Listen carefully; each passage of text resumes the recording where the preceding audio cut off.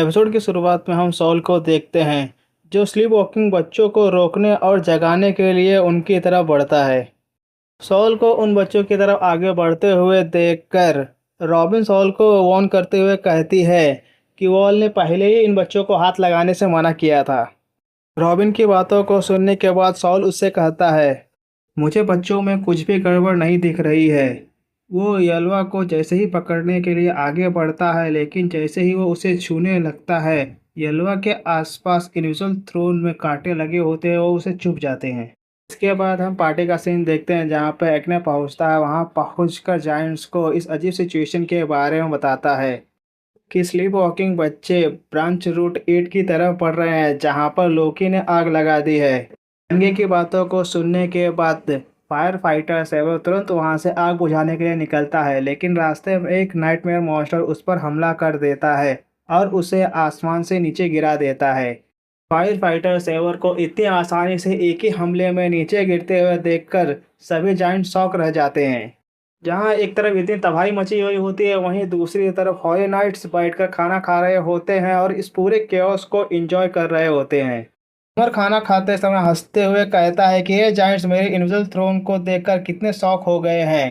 वो रिवील करता है कि उसने इबा इबा नोमी यानी कि थ्रोन फूड खाया है, जिससे वो इनविजिबल कांटे जैसे थ्रोन बना सकता है। वो अपने इस अटैक को करते हुए कहता है कि even love has it is throne. वो गुनको को बताता है कि उसके गेम का सबसे मज़ेदार पार्ट ये है कि जब पेरेंट्स अपने बच्चे को बचाने के लिए उन्हें पकड़ेंगे तो ये सारे कांटे उन्हें चुभ जाएंगे, जिन्हें देखकर उनके बच्चे रोएंगे और हमें बहुत मज़ा आएगा। सोमर की बातों को सुनने के बाद गुनको उस पर एकदम बोरिंग रिएक्शन देती है। किलिंगम गुनको से पूछता है कि उसने कौन सा रूट चुना है और गुनको बताती है कि उसने सी क्लाउड वाला रास्ता चुना है। तभी सोमर किलिंगम से नमक मांगता है। सोमर की बातों को सुनने के बाद किलिंगम अपने डेविल फूड के पावर का इस्तेमाल करके सोमर के सपनों से असली दुनिया में नमक ले आता है और उसे दे देता है। तभी हमें यहाँ पर रिवील होता है कि किलिंगम ने रियो रियो नोमी मॉडल क्रीन डेविल फूड खाया है। ये डेविल फूड उसे ना सिर्फ मिथिकल क्रीन में ट्रांसफॉर्म करता है, बल्कि लोगों के सपनों को रियल वर्ल्ड में मैनिफेस्ट करने की भी पावर देता है। वही नाइटमेयर्स जो जायंट्स पर अटैक कर रहे हैं। किलिंगम की बातों को सुनने के बाद गुनको बोलती है कि बस उन्हें जायंट्स की एक बोट लेकर मैरिज जुआ वापस जाना है, पर वो नोटिस करती है कि स्ट्रॉ हैट भी वहीं एल्बाफ में ही है, तो लफड़ा हो सकता है। बच्चों को आग की तरफ बढ़ते हुए देखकर वो बोलती है कि अगर बच्चे जल भी गए तो वो और बच्चों को ढूंढ लेगी। इसके बाद हमें अंडरवर्ल्ड का सीन दिखाया जाता है जहां पर लोकी हजरुद्दीन से बोलता है कि तुम मुझे रोक नहीं सकते क्योंकि तुम खुद रैग्नीर को उठा नहीं सकते हो। वो डिमांड करता है कि उसकी आखिरी चैन को भी खोल दिया जाए ताकि वो सनवर्ल्ड में जाकर सारे वीकलिंग्स को मार दे। लोकी की बातों को सुनने के बाद हजरुद्दीन पीछे हटने लगता है। तभी जोरो उसे वार्न करता है और लोकी की बातों को सुनने के बाद लूफी का दिमाग खराब हो जाता है, तो लूफी लोकी पर एक ऐसा अटैक करता है जो वैसे तो काफ़ी वीक होता है, पर उस वीक अटैक के बाद भी लोकी तुरंत कोलैप्स हो जाता है। लूफी और जोरो लोकी की बॉडी पर चढ़ जाते हैं। तभी जोरो को समझ में आता है कि लोकी शुरुआत से ही नाटक कर रहा था ताकि वो चुपचाप कहीं कोलैप्स हो सके। लोकी की इतनी बुरी हालत को देखकर रोड्स को तुरंत शक होता है कि लोकी पर किसी ने खतरनाक हमला किया है, पर लूफी हजरुद्दीन से रिक्वेस्ट करता है कि पहले लोकी ने चाहे जो भी किया हो, पर तुम इसे मरने मत देना।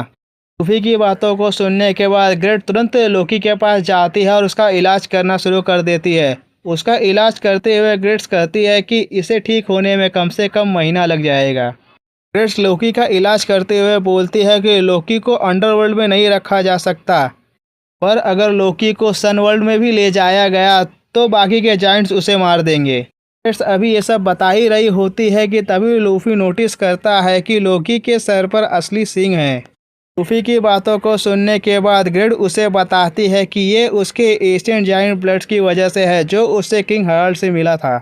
किंग हराल्ड का नाम सुनते ही हजरुद्दीन को उसका बचपन याद आ जाता है कि कैसे किंग हराल्ड उसे और लोकी दोनों को अपने बच्चों की तरह ट्रीट करते थे। पर लोकी बचपन में हजरुद्दीन को उसकी मिक्स हेरिटेज के लिए ताना मारता था और उसे बहुत परेशान करता था।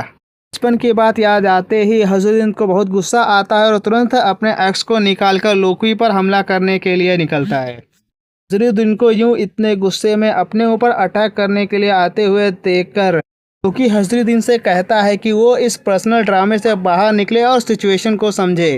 लोकी हजरुद्दीन से डायरेक्ट सवाल पूछते हुए कहता है, क्या तुम्हें सच में लगता है कि मैंने अपने पिता को अपनी मर्जी से मारा है जैसा लोग बोलते हैं?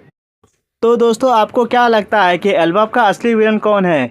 सोमर, किलिंगम या फिर अभी भी लोकी पर शक है? अपनी थ्योरी नीचे कमेंट में लिखिए। मैं बेस्ट कमेंट्स को अगले वीडियो में ज़रूर फीचर करूँगा। Thank you for watching.